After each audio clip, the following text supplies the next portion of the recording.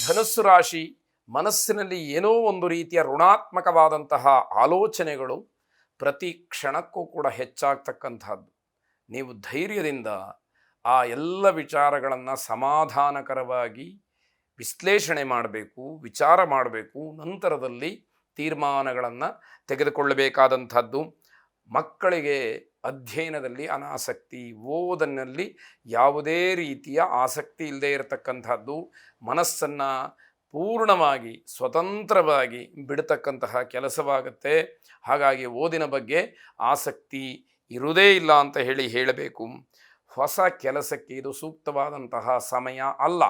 ಯಾವುದೇ ರೀತಿಯ ಹೊಸ ಕೆಲಸಗಳನ್ನು ಆರಂಭ ಮಾಡಬೇಕಾದ್ರೆ ಈ ದಿವಸ ಬೇಡವೇ ಬೇಡ ಎಂಬತಕ್ಕಂತಹ ನಿರ್ದೇಶನ ಇಲ್ಲಿದಾಗಿರುತ್ತೆ.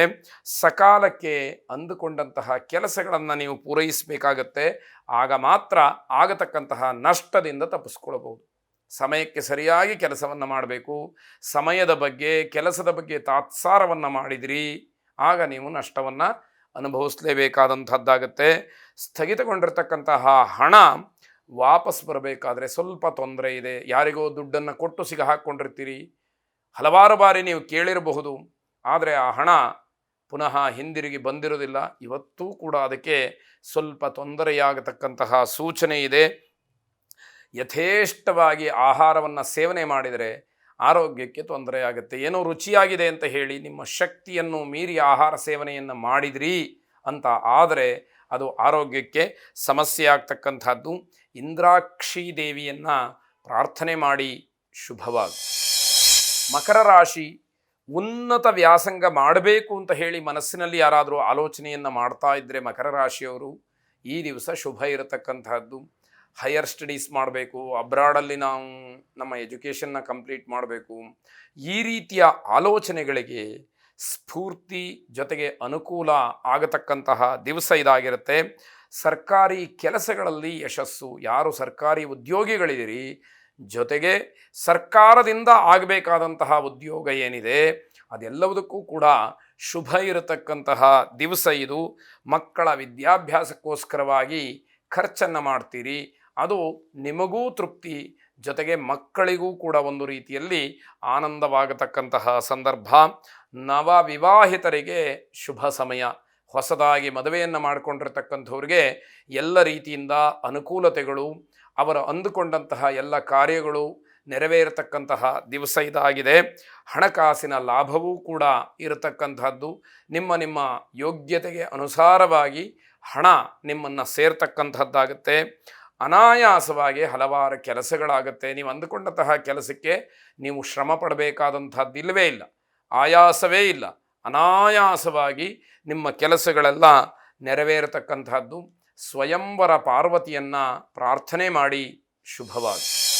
ಕುಂಭರಾಶಿ, ನಿಮ್ಮ ಸ್ವಂತ ಕೆಲಸಗಳಿಗೆ ಒಂದಷ್ಟು ಹಣ ಖರ್ಚಾಗುವಂಥದ್ದು.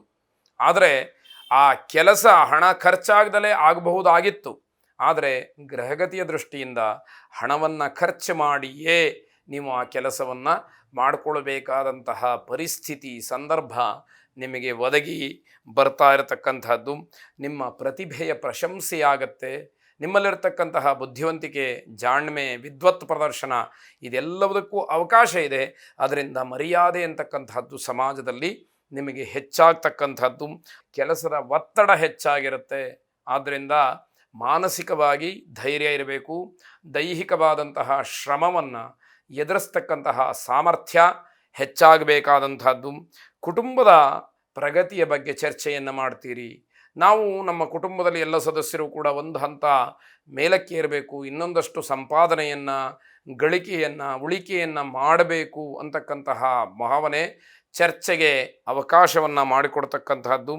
ಹಣದ ವಿಚಾರದಲ್ಲಿ ಸ್ವಲ್ಪ ಜಗಳವಾಗ್ತಕ್ಕಂತಹ ಸಂದರ್ಭಗಳಿರುತ್ತೆ. ಸರಿಯಾದಂತಹ ಶಿಸ್ತುಬದ್ಧವಾದಂತಹ ಲೆಕ್ಕವನ್ನು ಅಥವಾ ಹಣದ ವಿಚಾರವನ್ನು ಕೇಳ್ತೀರಿ, ಆದರೆ ಅದು ಯಾವುದೂ ಕೂಡ ಸರಿಯಾಗಿ ಸ್ಪಷ್ಟವಾಗಿ ನಿಮ್ಮ ಮನಸ್ಸಿಗೆ ಹಿತವಾಗುವಂತೆ ಮಾಹಿತಿ ದೊರಕೋದಿಲ್ಲ.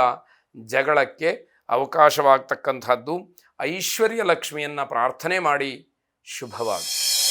ಮೀನರಾಶಿ, ಉದ್ಯೋಗದಲ್ಲಿ ವಿಶೇಷವಾದಂತಹ ಜವಾಬ್ದಾರಿ ಹೆಚ್ಚಾಗ್ತಕ್ಕಂಥದ್ದು. ಅಂತಹ ಜವಾಬ್ದಾರಿಯಿಂದ ನಿಮಗೆ ಹಲವಾರು ರೀತಿಯ ಒತ್ತಡಗಳಾಗಲಿ ಅಥವಾ ಬೇರೆ ಬೇರೆ ರೀತಿಯ ಸವಾಲುಗಳಾಗಲಿ ಎದುರಾಗ್ತಕ್ಕಂಥದ್ದಾಗತ್ತೆ. ಆರ್ಥಿಕ ಸ್ಥಿತಿ ಉತ್ತಮವಾಗಿರತಕ್ಕಂಥದ್ದು, ಹಣಕಾಸಿನ ವಿಚಾರದಲ್ಲಿ ಯಾವುದೇ ಅಡ್ಡಿಗಳಾಗಲಿ, ಆತಂಕಗಳಾಗಲಿ ಅಥವಾ ತೊಂದರೆಗಳಾಗಲಿ, ಸವಾಲುಗಳಾಗಲಿ ಏನು ಬರದೇ ಇರತಕ್ಕಂಥದ್ದಾಗತ್ತೆ. ಮಕ್ಕಳಿಂದ ತುಂಬ ಸಂತೋಷವಾಗ್ತಕ್ಕಂತಹದ್ದು, ಮಕ್ಕಳ ಸಾಧನೆ, ಅವರ ವಿದ್ಯಾಭ್ಯಾಸ, ಅವರ ನೌಕರಿ, ಜೀವನದಲ್ಲಿ ಅವ್ರಿಗೆ ಯಾವುದೋ ಒಂದು ಸುಸ್ಥಿತಿಯನ್ನು ಕಾಣತಕ್ಕಂತಹ ಒಂದು ಅವಕಾಶ, ಇವೆಲ್ಲವೂ ಕೂಡ ನಿಮಗೆ ಸಮಾಧಾನವನ್ನು ಕೊಡ್ತಕ್ಕಂತಹದ್ದು. ಪಿತ್ರಾರ್ಜಿತವಾದಂತಹದ್ದು ವೃದ್ಧಿಯಾಗತ್ತೆ. ಪಿತ್ರಾರ್ಜಿತವಾದಂತಹ ಆಸ್ತಿ, ದ್ರವ್ಯ, ಹಣ ಇವೆಲ್ಲವೂ ಕೂಡ ದ್ವಿಪ್ಪಟ್ಟಾಗ್ತಕ್ಕಂತಹ ಒಂದು ಸಾಧ್ಯತೆಗಳು ಹೆಚ್ಚಾಗಿದೆ. ಅದರಿಂದ ನಿಮಗೆ ಸ್ವಾಭಾವಿಕವಾಗಿ ಅನುಕೂಲ ಆಗತಕ್ಕಂತಹ ಪರಿಸ್ಥಿತಿ. ಧಾರ್ಮಿಕ ವಿಚಾರವನ್ನು ಕುರಿತು ಚರ್ಚೆಯನ್ನು ಮಾಡ್ತೀರಿ. ಧರ್ಮ ಕಾರ್ಯಾಸಕ್ತಿಯನ್ನು ಹೆಚ್ಚು ಮಾಡಿಕೊಳ್ಳಿಕ್ಕೆ ಬೇಕಾದಂತಹ ಮಾಹಿತಿಯ ಸಂಗ್ರಹವನ್ನು ಈ ದಿವಸ ಮಾಡಿಕೊಳ್ತೀರಿ. ಕಾನೂನಿನ ವಿಚಾರದಲ್ಲಿ ಹೋರಾಟವನ್ನು ನಡೆಸ್ತಾ ಇದ್ದರೆ ಅದು ನಿಮಗೆ ಜಯವನ್ನು ತಂದುಕೊಡುತ್ತೆ. ನೀವು ಜಯಪ್ರದರಾಗ್ತೀರಿ ಅಂತ ಹೇಳಬಹುದು. ವಕ್ರತುಂಡ ಮಹಾಕಾಯ ಕೋಟಿ ಸೂರ್ಯ ಸಮಪ್ರಭಾ ನಿರ್ವಿಘ್ನಂ ಕುರು ಮೇ ದೇವ ಸರ್ವ ಕಾರ್ಯೇಷು ಸರ್ವದಾ ಎಂಬುದಾಗಿ ಗಣಪತಿಯನ್ನು ಪ್ರಾರ್ಥನೆ ಮಾಡಿ ಶುಭವಾಗಿ.